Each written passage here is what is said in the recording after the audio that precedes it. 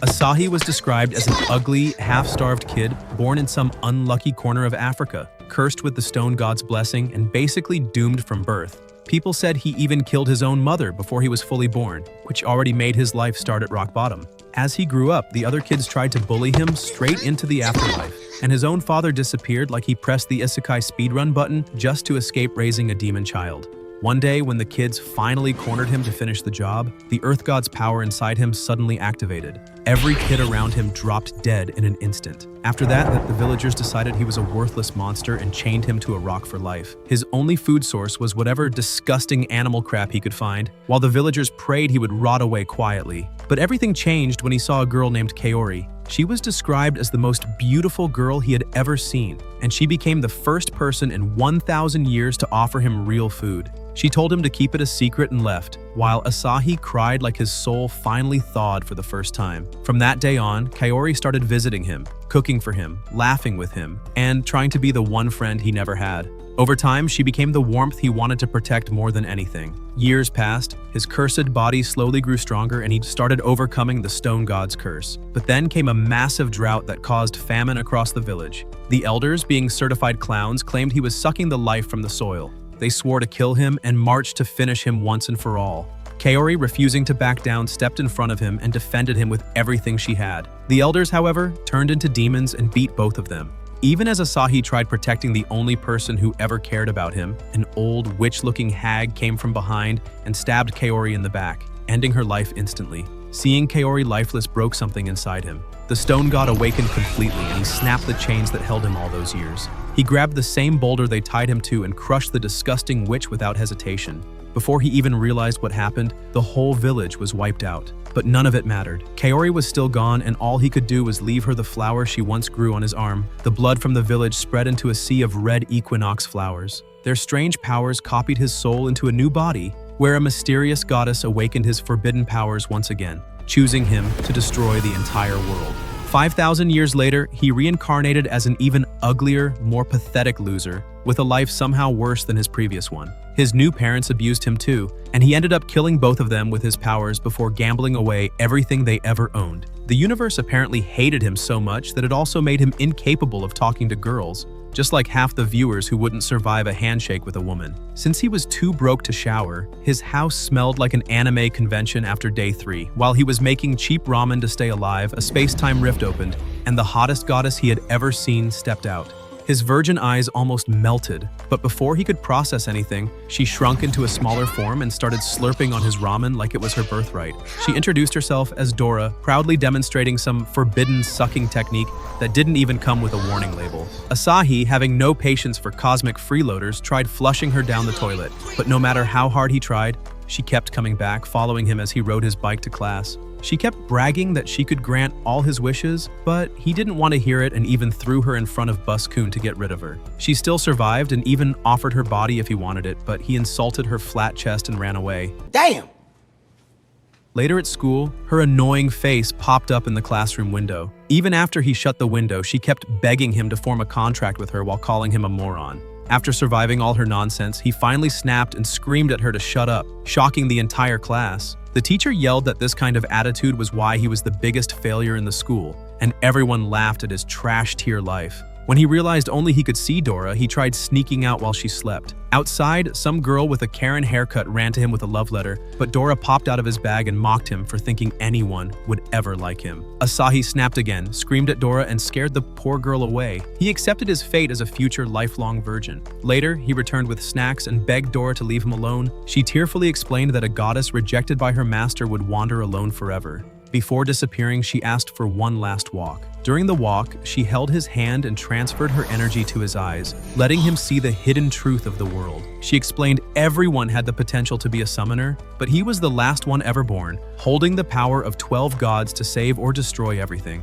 A cat named Meow appeared from inside a tree, and Dora asked Asahi if he wanted to change the fate of the universe with her. As he placed his hand in hers, their fingers locked and gravity itself collapsed. Their contract was completed. Dora then mocked him for falling into her trap, saying she'd stay with him forever. But Asahi was actually happy because this meant she became his slave and had to obey him. Dora didn't like that, so she jumped onto his back, grew wings, and flew him around the city. He barely stopped her from crashing into a building before she fainted from exhaustion. That night, the power in his house went out because he never paid his bills after losing his money in crypto. So Dora awakened a secret power inside him. Light rose into the sky and fell as glowing particles that healed him.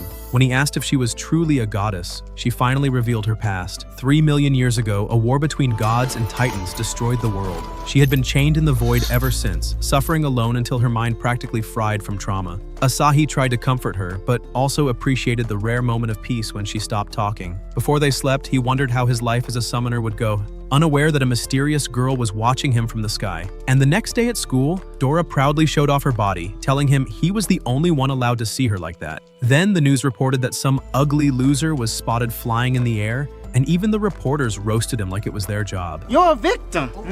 After 3 million years of zero plot development, Dora decided she wanted to feel some white, sticky lotion on her back. She asked Asahi to rub it on her, acting like this was some sacred ritual. But Asahi put on his headphones and ignored her like she was background noise he was tired of hearing. But right then, a tentacle plant monster popped out of nowhere, grabbed her hot body, and started eating her alive like she was the daily special. Dora panicked and threw the lotion bottle at Asahi, but by the time he looked up, she was already swallowed whole, leaving only her plot armor splattered on his face. The plant monster rolled away like it had places to be. Asahi chased after it, while Dora yelled that she couldn't use her powers unless he got close to her. When he finally jumped to grab the thing, it shot a goo blast straight into his eyes, blinding him and slamming him into a wall. His life almost got deleted right there. The plant escaped into a festival crowd, and Asahi tried sneaking around, only to realize he completely lost her. Before he could leave, a huge meathead fell from the sky, accusing him of disrespecting his sister. But Asahi roasted him instantly, saying his sister looked like she fell from heaven because her face was more messed up than her brother's, and then he ran. Asahi kept running as Dora's voice faded. She warned she would die if he didn't reach her soon. Right then, a random kid appeared and tried recruiting him into becoming a Jehovah's Witness. The timing was so stupid, Asahi stomped the kid's face into the ground and told him to take his pyramid scheme somewhere else. Following Dora's awful scream-filled music, he jumped onto what he thought was the plant, but realized it was just a random girl. He kept tracking the noise until he reached a Screamo concert, and Dora's presence felt close, but she stopped responding and her energy was fading fast. Asahi pretended to be happy she was dying, screaming that he was finally free, which somehow rebooted her spirit and gave her enough motivation to punch her way out of the plant monster. When the plant finally opened its mouth, Asahi witnessed a legendary anime plot bounce into view, and his soul hit the climax point of enlightenment. After he wrapped Dora up, the plant rolled back toward a hot, mysterious girl. Dora tried attacking them, but the girl vanished into thin air like she pressed the teleport shortcut. Dora wanted to chase them, but Asahi told her to leave it for another day. That girl wasn't normal. She could hide her summon and still control it. Somewhere else, an old man told the girl not to let Asahi escape next time. He wanted to see the last god's power inside him. The next day at school, a pair of perfect anime thighs walked straight toward Asahi. All the guys wanted her attention, but she ignored everyone and gave Asahi a note. When she left, the boys opened the letter and read that she'd be waiting for him in the woods after school. Obviously, the entire population of horny boys followed him to spy on whatever was about to happen.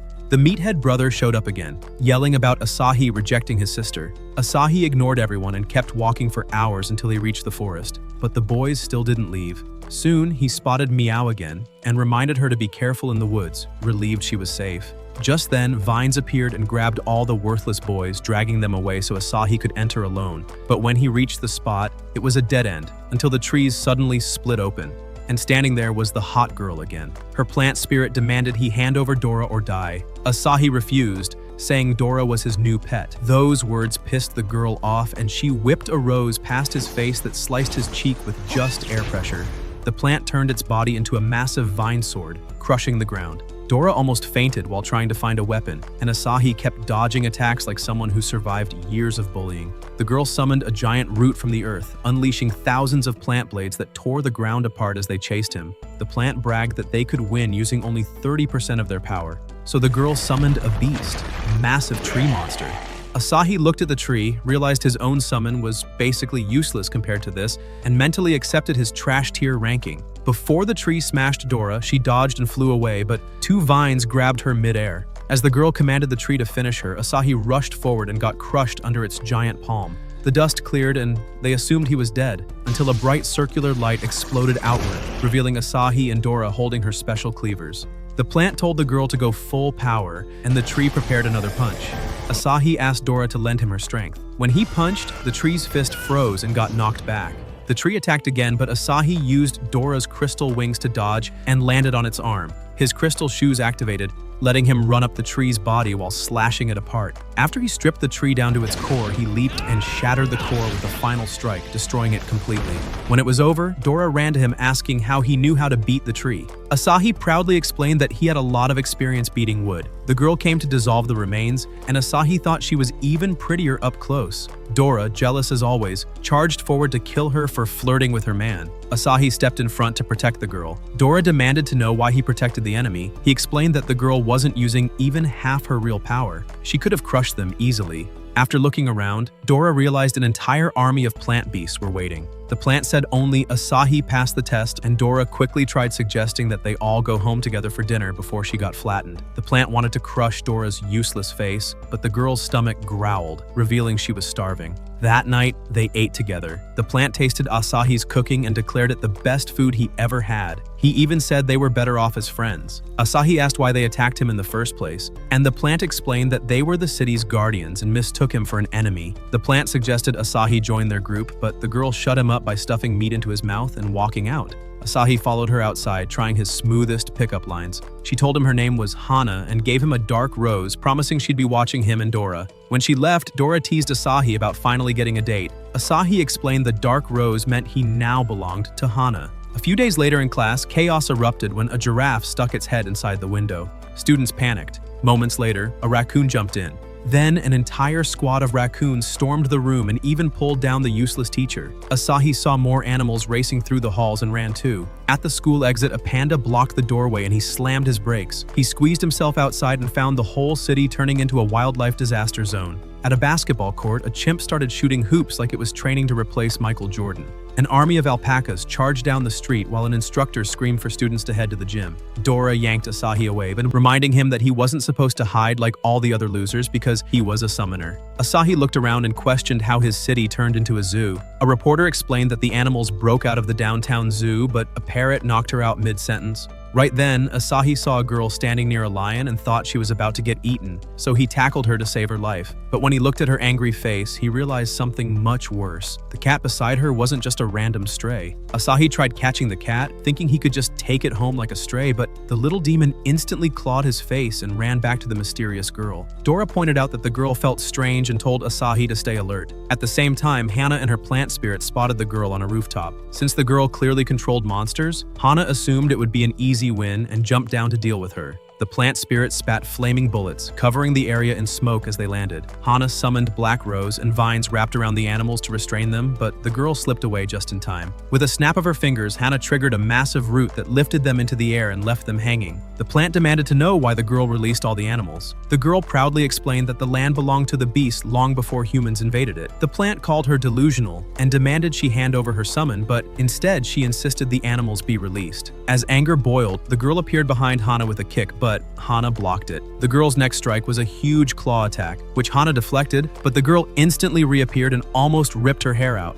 Impressed by her aggression, the girl continued clawing at Hana's face, but Hana dodged every strike as their fight escalated. Dora finally pulled out her cleavers and asked Asahi who they should support, but Asahi suggested they just watch the show. The chaos continued as the girl slashed Hana's face, forcing her back. Even injured, the girl refused to retreat. Hana summoned vines to block the attack and sent her flying back. When Hana swung her vine whip, the girl dodged, but her ankle got caught and Hana dragged her through a building before slamming her into the ground. Still refusing to give up, the girl charged again. Hana swung her whip, but the girl activated the eyes of eagles. Suddenly, Hana's movements looked slow and the girl closed the distance effortlessly. She then triggered the might of bears to crush Hana, but Hana barely avoided the blow. The plant spirit warned that he was losing power, so Hana summoned a massive tree monster to finish the fight. The tree lunged with rubble, but the bear spirit refused to surrender, and the two monsters locked hands. Hana's plant spirit shot a root into the tree and she strengthened it with a spell. The tree's eyes glowed as it grew extra arms and unleashed a barrage of punches, knocking the bear away. Before the bear form could fall, the tree grabbed it and squeezed until it burst into hundreds of pieces. Those pieces reformed into wolves. They swarmed the tree and began tearing it apart. The wounds appeared on Hana's body too, so she strengthened the tree into a piercing version. It spun once, slicing the wolves into pieces. Asahi noticed the cat spirit was wounded from the shared damage. Suddenly, the pieces reformed once again, this time becoming a massive serpent. The snake coiled around the tree monster and crushed it, ripping off one of its arms. The tree threw the snake into a wall, but both monsters were weakening. Asahi realized Hana's arm was injured and that she would lose consciousness soon. At that moment, the cat unleashed a ferocious breath attack, and both monsters prepared to kill each other. Knowing the fight needed to end, Asahi asked Dora for a non-lethal weapon and charged in with her. In an instant, they restrained both monsters with soul shackles, and Asahi told Hana to take a moment to reflect on her useless decisions. The girl transformed back to human form, insisting the fight wasn't finished, but Asahi told her that continuing was even more pointless than their worthless lives. As he lifted the cat, he realized she was the real summoner. Her beast spirit vanished immediately. Asahi roasted Hana for being too useless to think before attacking, and wondered why she never considered the possibility that the cat was the summoner. He said the cat must have had a reason for creating chaos and began treating her wounds. His kindness made the cat remember the first time he helped her. In her pain, she bit his hand, but he finished treating her anyway and named her Meow.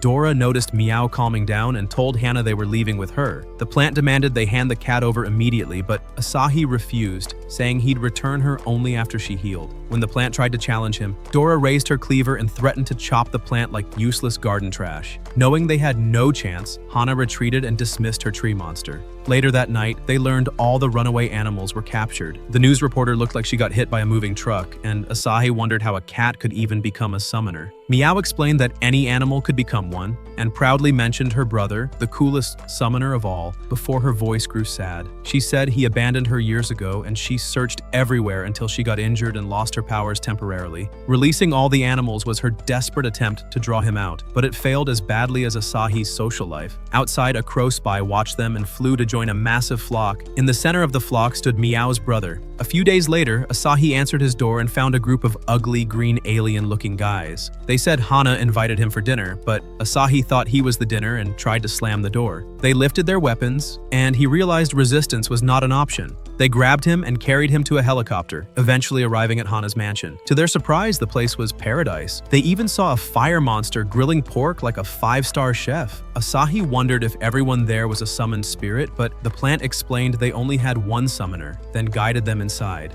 There, they saw a giant statue. The plant said it was the first leader of the Watchers. As they climbed the steps, Asahi heard his mother's voice. For a moment, he saw himself in another world where she was waiting for him. Dora stopped him from walking into the hallucination, and the plant said he was only daydreaming. They entered the dining room, where an old man introduced himself as Harlan, Hana's grandfather and head of the Black Rose family. Dora assumed he was just a regular old man, but with one gesture, Harlan forced them into their seats. His aura was overwhelming. Harlan apologized for summoning them and began explaining everything. He said a crystal was the source of all spirits, a god and a devil at the same time. For centuries, summoners fought wars over it, splitting into two factions, the Watchers and the Destroyers. The Destroyers aimed to conquer the world. Harlan asked which faction Asahi preferred. Dora said the Avengers. Meow voted Justice League. Asahi shut their mouths and reminded them that they were in a low-budget Chinese anime with a useless loser protagonist, and picking a side wasn't that simple. Asahi tried dodging the question by saying his parents warned him about creepy old men and their organizations, but Harlan decided to tell him the truth. Asahi's parents abandoned him at age 5 and vanished. Harlan said Asahi dyed his hair to hide his identity and had lived uncomfortably ever since. He explained Asahi's life wasn't coincidence and that Asahi summoned Dora because of a rare ability inside him.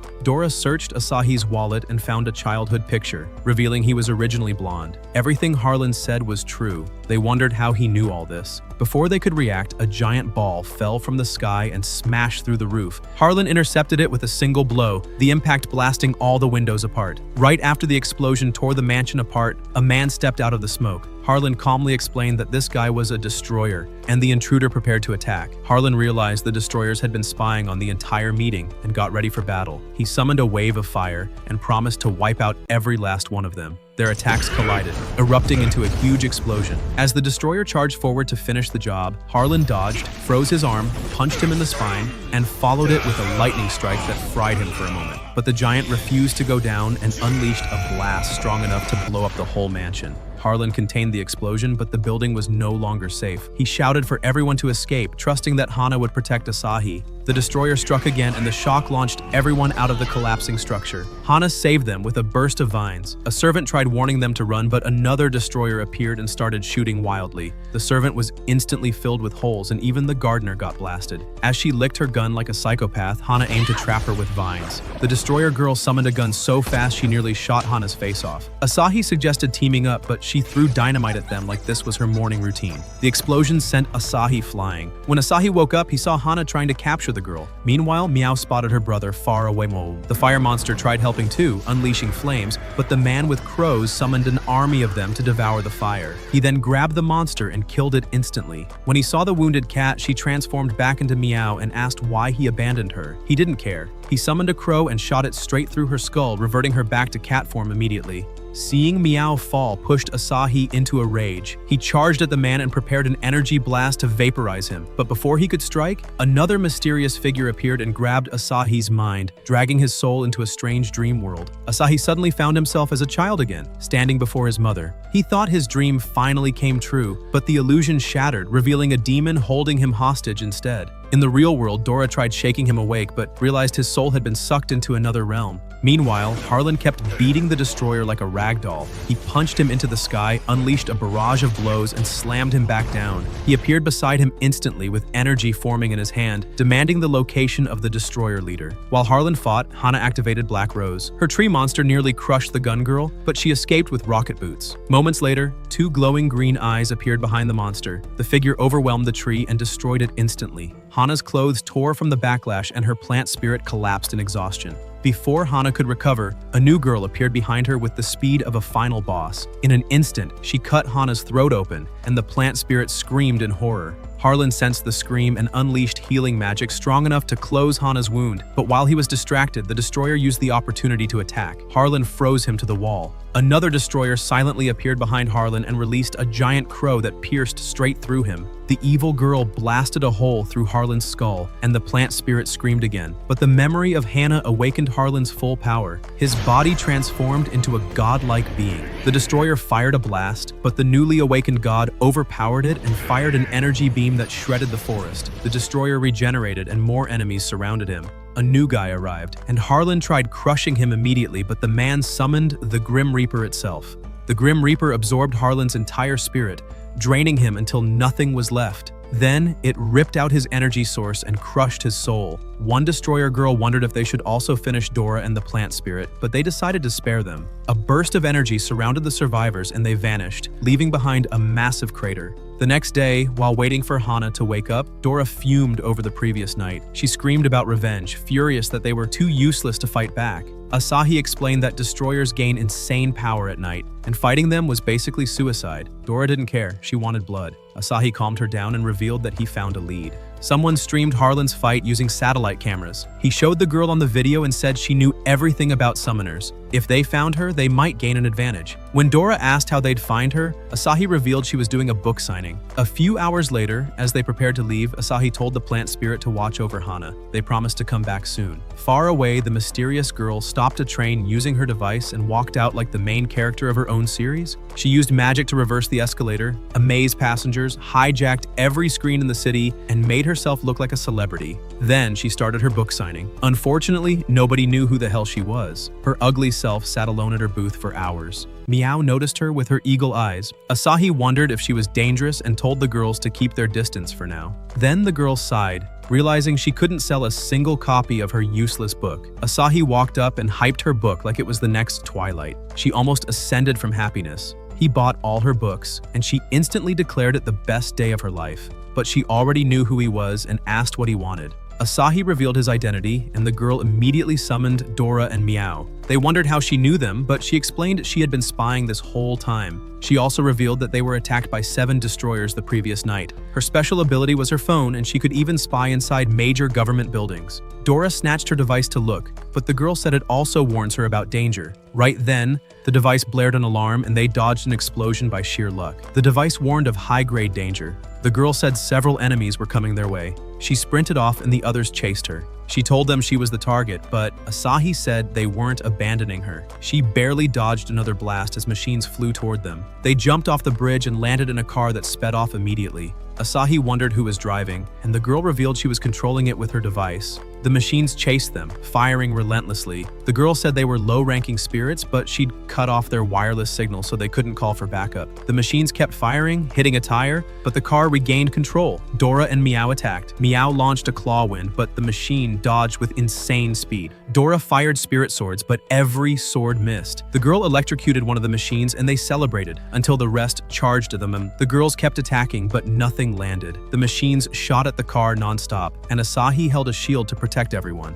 The machines doubled their ammo output, and the shield began collapsing. As the machines launched their missiles, the girl proudly assumed they missed. But Asahi, who actually had working brain cells, realized the missiles were aimed at the road itself. A second later, the bridge exploded beneath them. They tried flying across the gap, but the car dropped instantly. Dora sprouted her crystal wings to save everyone, catching them mid-air for a whole 2 seconds. Then her strength gave out and everyone fell like discount action heroes. Before they could recover, the machines surrounded them and started scanning their faces like they were checking in for a cheap hotel. The girl activated her device and suddenly, Truck-kun came crashing out of nowhere, isekaiing a machine straight into another world. Then, he flattened a few more victims before disappearing. But the machines came back with a vengeance and shot missiles into the truck, blasting everything apart. Fed up with this nonsense, the girl activated her device again. It morphed into a gamepad, and she transformed the truck into a giant battle robot, climbing onto it like she had been waiting for this moment her whole life. The robot charged forward, tanking every bullet and punching a machine into the ground. She tried celebrating, but another machine blasted her robot immediately. She destroyed that one too, ripping out its energy core like she was collecting Pokemon. The last machine tried running away, but she chased it down and crushed it like a soda can. The group was impressed until they noticed something leaking. The robot had a fuel leak, and before she could fix it, the whole thing exploded and launched her into the sky. When they ran over to help, they discovered the biggest twist of the century. The heroic girl was actually a boy. Asahi recognized him immediately as the ugly weirdo he saw earlier while searching for Dora. Even Meow told him to go straight to hell, but Asahi said the boy might actually be useful, so he invited him to join them. Stan, however, hesitated. He didn't want to team up with a group of ugly morons. The next day, inside Stan's van, Stan proudly explained that the van was his home and secret lab. Dora didn't care. She still saw him as a useless freak. Asahi asked how they were supposed to find the destroyers. Stan revealed a map showing spiritual energy fluctuations. Green dots represented newly awakened spirits, and red dots showed destroyer activity. He sped up the timeline, and they watched the red dots overwhelm the green ones. Asahi realized the horrifying truth. The destroyers were stealing the powers of summoners. Stan then projected a scan from Harlan's mansion the night of the attack. Asahi noticed tons of spirits stored inside and understood everything. The mansion was a storage facility for sealed spirits, and the destroyers attacked to steal all of them. Stan revealed that every summoned spirit awakened on the same day, and Asahi said Dora had appeared on that exact day too. That made Stan suspicious. He asked Dora who she really was. Her memories terrified her. Stan told her to shut up and said the answers were at the mansion ruins. They arrived at the destroyed site. Stan activated recon mode and a glowing grid scanned the area. He found the family's camera spirit and accessed its memory, reconstructing the crime scene in hologram form. He showed them the first destroyer, an earth summoner who came through a hidden portal, opened by a strong dimensional summoner. The second attacker was the fire gun girl, basically a walking flamethrower with legs. When he showed Mao's brother, she wondered if he was brainwashed. Stan explained his name was Crow, and he was an animal summoner. Asahi told them he lost consciousness during the fight and woke up in a strange dream world. Stan displayed another hologram explaining that another destroyer hijacked Asahi's mind. He introduced the sixth member who attacked Hana from the shadows, known only as Shadow. And finally, he showed the last attacker, the one who killed Harlan and absorbed spirits like a soul-eating vacuum cleaner. When the group followed the trail to a massive crater, Stan explained that the real reason for the attack was buried deep inside the hole. They slid down and discovered a giant storage vault full of thousands of sealed spirits. Stan explained that Hannah's family were Watchers, legendary guardians who collected and locked dangerous spirits underground. Hana's grandfather was the strongest Watcher alive, and now he was dead. Stan flat out said they were probably screwed. Asahi spotted a strange fragment in the rubble. Stan scanned it and discovered traces of a special particle. Meow sniffed it and recognized the scent. It belonged to an equinox flower. Stan said that the flowers grew only in the stone forest outside the city. A recent spiritual fluctuation had been detected there, meaning one destroyer could be hiding in that area. Asahi suggested this was their chance to take down at least one of them. Dora hyped herself up, promising victory, but suggested running away the moment things turned ugly. Since she was the only one thinking logically, they agreed and decided to leave before sunrise. Later that night, inside the van, Dora asked Asahi about his past. He revealed everything. As a 5-year-old, his parents ignored him, so he burned the house down and survived by digging leftovers from dumpsters. Dora tried comforting him, while Meow curiously asked about her own past. Dora said she could barely remember anything except wandering the world 3 million years ago. Any attempt to recall the rest gave her blinding headaches. Stan said she wasn't lying. His full scan revealed her heart was wrapped in chains, meaning her memories weren't lost, they were sealed away. When Asahi asked how to break them, Stan said not even the gods could. The next morning, they arrived at the stone forest. Dora immediately said the place looked terrifying and suggested going home. Asahi ignored her and flew toward the abandoned village ahead. Stan explained the village had been wiped out 10 years ago, and anyone who entered disappeared forever. They reached a field filled with equinox roses, a clear sign they were in the right place. Suddenly, Meow tackled them and whispered that someone was inside the house. An ordinary man stepped out and casually worked on the soil. Stan scanned him, while Asahi held back Dora, reminding her not to start murdering random strangers. They observed the man for hours. No spiritual energy. The signal was weak. Eventually, the man went inside, then came back out with a meal. Meow mentioned she smelled a thunderstorm and a rat crawled out of the ground, making Dora scream. The man noticed them immediately. Asahi approached him and lied that they were students doing fieldwork. But when the man failed to notice Dora standing right there, Asahi realized he wasn't a summoner. The man offered tea. Asahi tossed it away instantly. The man then brought snacks and meals, trying to be nice. Asahi asked if he lived alone, and the man said he did, and that Asahi's ugly face was the best thing he had seen in years. Asahi asked about the flowers. The man explained he planted them himself. The land was once barren, but a girl kept planting seeds for years, hoping something would grow. When she passed away, he continued her work, and the flowers eventually spread on their own, covering the whole field. On the other side of the field, Meow suddenly realized the storm had arrived. The wind exploded through the roses like nature was angry too. Asahi tried telling everyone to head inside, but then he noticed the old man wasn't responding at all. The dude stood there completely frozen, eyes wide, like he just remembered he left his rice cooker on. The wind scattered his precious flowers, and that snapped him. He grew furious, clutching the air as if he could catch the petals. Then, out of nowhere, he ripped his shirt off like some cheap dramatic villain trying to cosplay the Hulk. Stan didn't even hesitate. He announced that the man was actually one of the destroyers and screamed at Asahi to take him out immediately. Before they could move, lightning crashed down on the man, blasting everyone back with the wind. His body crackled with power. A thick stone wall formed around him as he begged Asahi for help, but his body twisted and mutated. The gentle farmer was gone. The ruthless monster had fully awakened. When the smoke cleared, the group finally saw his true form. It was the same beast who had attacked Harlan's mansion. Without warning, he launched himself at Asahi. The holy shield Asahi cast barely absorbed the impact and pushed the monster back.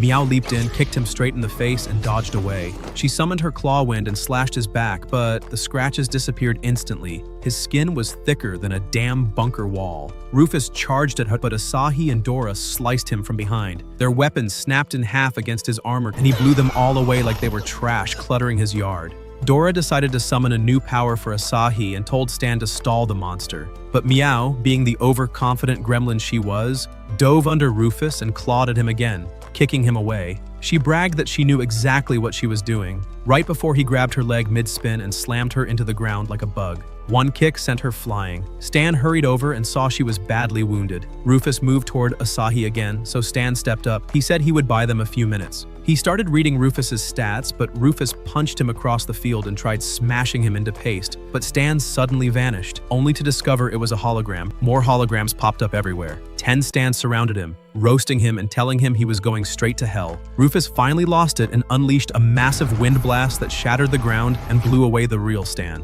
Asahi caught him and threw up a shield to block the falling rocks. But when the debris cleared, Asahi saw skeletons buried beneath the ground. That's when he realized Rufus had killed the entire village. The guy absolutely deserved to die. Rufus summoned rocks from the ground and hurled them forward. Asahi held up a shield as Dora's divine energy wrapped around his body. She shared her memories with him, along with every technique she had ever seen. Fully powered, Asahi charged forward. He ripped off Rufus's entire arm with a silver lance. Then he sliced him apart with a sky-rending sword and knocked him back using reverse blade technique. Stan shouted commands, and Asahi stabbed Rufus's core, blocked a fist, dodged, and slashed again with a dragon-slaying sword. He summoned Thor's hammer and slammed Rufus into the ground, cracking and shattering his stone armor. the monster collapsed, exhausted. Stan told them to destroy Rufus's core, but Rufus begged for his life. He said his name was Modulo and explained that if he died, the parasitic spirit in his heart would escape. The core was actually a seal. The core began cracking. Stan sensed huge spiritual energy building up.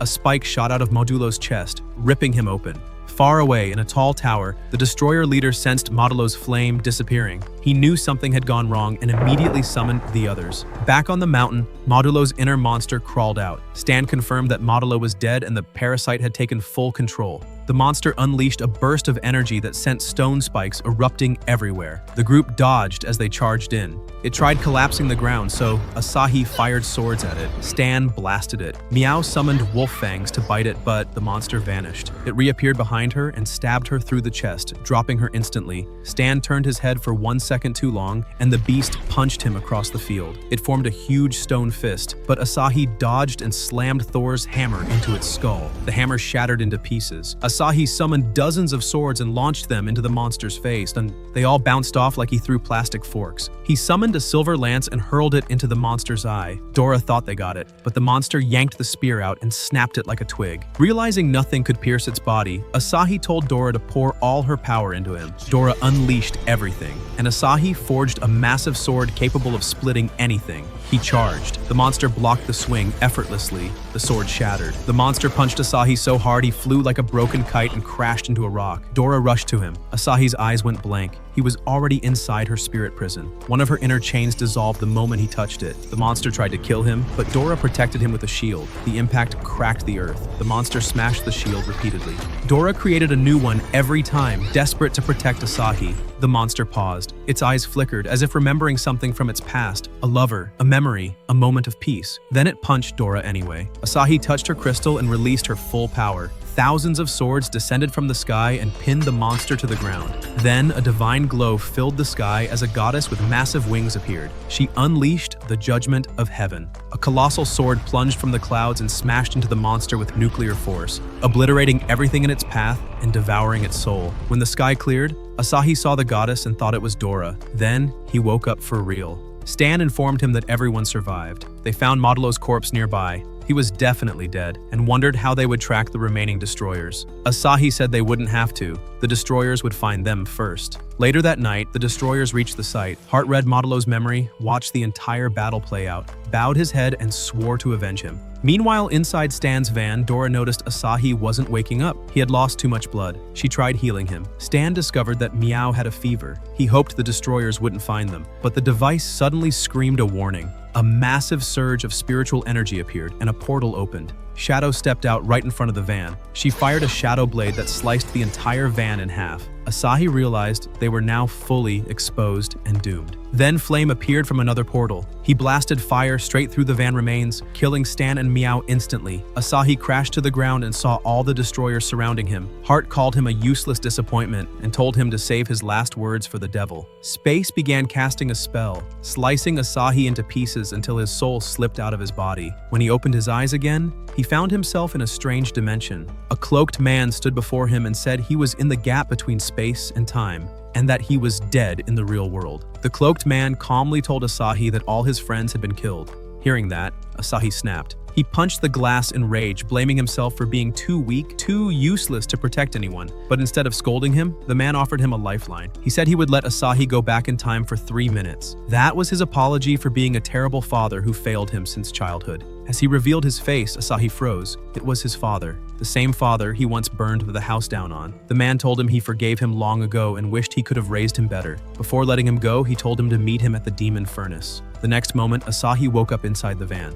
Dora was trying to heal him, but he told her to stop because the destroyers were coming any second. A few minutes later, Shadow stepped out of her portal and sliced the van in half with Shadow Blade, only to find the inside completely empty. Before she could react, an explosive detonated under her feet. Stan reported that the trap worked perfectly. Dora bragged that Asahi was a genius, but he told her to focus because the war wasn't over yet. They still needed to rescue Hana. Stan agreed, hit nitro boost, and the car blasted down the road. Soon they reached Asahi's home, but Hana was gone. Dora assumed she'd been captured, but Asahi found her letter and realized she left on her own. When they ran back outside, Stan detected destroyers closing in fast. He instantly summoned Hana's family helicopter and everyone hopped in. While flying, Asahi opened the letter. Hana wrote that she was heading to the demon furnace. Miao explained it was on a distant island. Stan added that the furnace was a sacred training ground. Anyone who completed the trial became a full summoner. Ancient legends even claimed that the deepest chamber held a mysterious spiritual energy that allowed people to see the past and future. But the island's exact location was unknown, and Stan said they were screwed until Asahi pointed at coordinates written on the letter. Stan's brain lit up. They had the exact location. With no time left, they headed straight toward it. After hours of flying, they reached the supernatural border where a massive storm blocked the ocean. According to Stan, the Demon Furnace Island was hidden beyond the Sea of Death, a cursed zone where every plane vanished. They flew straight into the storm. The whole team wondered if they would die, while Dora calmly said their useless asses were about to get roasted by lightning. Then suddenly, a bright light swallowed them. When it faded, the storm was gone, and the island appeared ahead. But something felt wrong. A cold presence crept up behind Asahi. Shadow appeared mid-air and swung her shadow blade at him. Asahi quickly summoned his holy shield. The clash made the helicopter explode, sending everyone falling. Asahi dodged her next attack mid-fall, while Stan activated his device, turning the shattered metal into a flying robot that grabbed everyone safely. As the battle kicked in, Asahi fired Mystic Cannon. The girls unleashed a combo attack, but Shadow vanished. Before they could blink, Miao sensed danger. Flame appeared, blasting non-stop fire at them. They counterattacked, but Flame was slippery, and the robot began breaking apart. Crow swooped down from above. Asahi blasted him with Mystic Cannon, exploding him instantly. Flaming crows rained down like burning trash, smashing into the robot until it crashed onto the island hut. Before the dust settled, the destroyers appeared and the group knew they were finished. Then a girl walked out of nowhere and slapped stickers on the destroyers' faces. She said they had violated island rules. Her name was Bonnie, and she did not care who they were. When Flame threatened to kill her, Bonnie roasted her by reminding her this wasn't a damn Hollywood movie. She warned them that killing was only allowed inside the arena. Shadow tried to vaporize her, but Heart stopped her since he had trained here before. With no options, the destroyers teleported away. The group realized they survived thanks to that one crazy girl. Bonnie welcomed them to the island, said she expected to see them in the arena, and disappeared the moment Asahi tried to question her. So the group chased after her. Hours passed. Their legs were dying. They weren't sure they would ever reach the town. Then, a man riding an ugly monster approached them and offered a ride. He said his name was Richard, a traveling merchant. The group was too exhausted to argue, so Asahi accepted. As they rode, Richard wondered why they looked like homeless rejects. Dora explained they were running from destroyers. Richard reassured them that the island was safe for everyone. He said the Watchers and Destroyers once ended a long war and agreed that all future battles must take place inside the Demon Furnace. That was why the island was protected. No fights outside the arena. They soon arrived at town and Richard took them to a pub.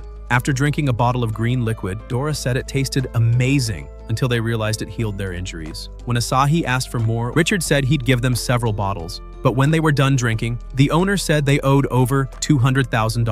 Asahi's soul left his body. Luckily, Richard offered to pay and told them to repay him one day. They walked through town and saw many summoners living there. Richard explained that everyone living in this city was a loser who failed the Demon Furnace trials. They stopped by a clothing store for new outfits. Richard paid again, but whispered to the shopkeeper to prepare a trap. Later that evening, the group arrived at the Demon Furnace. Dora said it looked like heaven. They climbed the long stone staircase to the entrance gate. Bonnie appeared at the top and welcomed everyone. Then she announced that the winner would get a belly dance from her with 0 plot armor and unlimited privileges. The entire crowd lost their minds and Asahi mentally began writing his will. She then explained registration. There were 4 doors, and summoners could choose any one. When Asahi tried entering the first door, a robot demanded a $2 million registration fee. Asahi died inside again. Stan immediately paid, proudly revealing he stole every penny from a Mexican cartel. A fat loser shoved them aside and paid his fee with cash like a flexing idiot. The second door only allowed beautiful girls. Dora activated her hot form and walked through with Asahi, who slid behind her before the guard could question him. Miao tried to act cool and enter, but the guard told her she should have trained her ugly face instead of her combat skills. The third door required a certain power level. Miao summoned the strength of bears and smashed it to dust, gaining entry. Richard appeared and entered the fourth door. Asahi wondered how. Richard said the fourth door was only for celebrities. What he didn't reveal was that he was actually a wanted criminal across multiple countries. Not bad, not bad. Bonnie gathered them again inside. She explained that the Demon Furnace had 100 floors. The first 20 were beginner level. Some summoners bragged about reaching the 5th floor. Others said they barely reached floor 3. Richard admitted this was his 5th attempt. He said he always failed at the first checkpoint and never got past floor 9, shocking the group. They reached the first checkpoint. Bonnie explained that every 10 floors had one. If they failed, they restarted from the beginning. A few minutes later, they arrived at a luxury hotel. Bonnie told them to rest before the first elimination round. Then, she vanished instantly.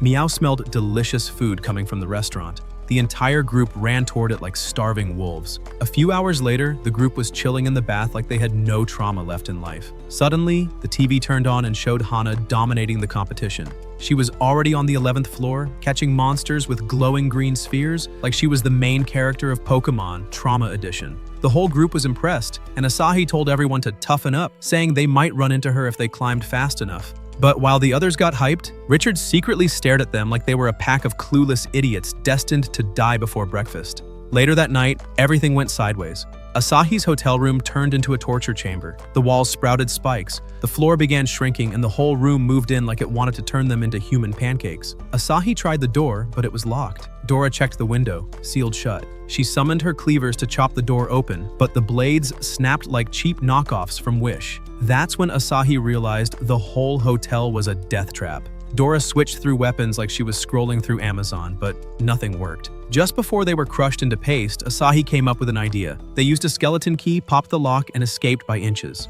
They rushed to find Meow. Instead, a giant green cockroach crawled out of her door. Asahi tried stomping it, but it hissed at him and transformed back into Meow. She said that turning into a roach was the only way out. Gross, but fair. Summoners flooded out of their rooms one by one, except Stan. Red paint oozed from under his door, and Meow assumed he was dead and started mourning his worthless soul. But Stan dropped from a ceiling vent and bragged he escaped through the air ducts like a dollar store action hero. Before they could relax, an ugly clown's voice echoed through the speakers. He called himself the boss of Floor 1. Immediately, explosions rocked the hallway. Asahi and Dora dodged every trap like Olympic athletes, while Stan nearly died 3 times in 30 seconds. Dora yelled for them to reach the lobby. They sprinted, but the floor crumbled. Lava appeared below, and a man actually fell into it like he was speed-running his death. Stan almost went next, but Dora grabbed him with her wings. Other desperate summoners grabbed onto her too. They reached the exit, unsure if it was real or another troll trap, but they had no choice left. Asahi kicked the door down, and it really was the lobby. Inside, the clown boss welcomed them for clearing the first trial. He introduced himself as Reynald. The summoners immediately hated his face and tried to jump him. Bad idea. Reynald unleashed a wave of energy that strapped every summoner to heavy weights, turning them into helpless trash bags. Honestly, they looked like gym noobs getting crushed by the bar. At his command, treasure chests appeared. One man opened his and found it full of gold. Asahi opened his and saw a saffron ring. Meow's chest held a raw diamond worth millions. Stan prayed desperately for something good, opened his chest, and found explosives. Reynald smirked and revealed that the bombs were the real prize. He activated them. Asahi pulled up a holy shield, but the blast shattered the floor and they all plummeted into darkness. They landed in a nightmare zone before a scary girl.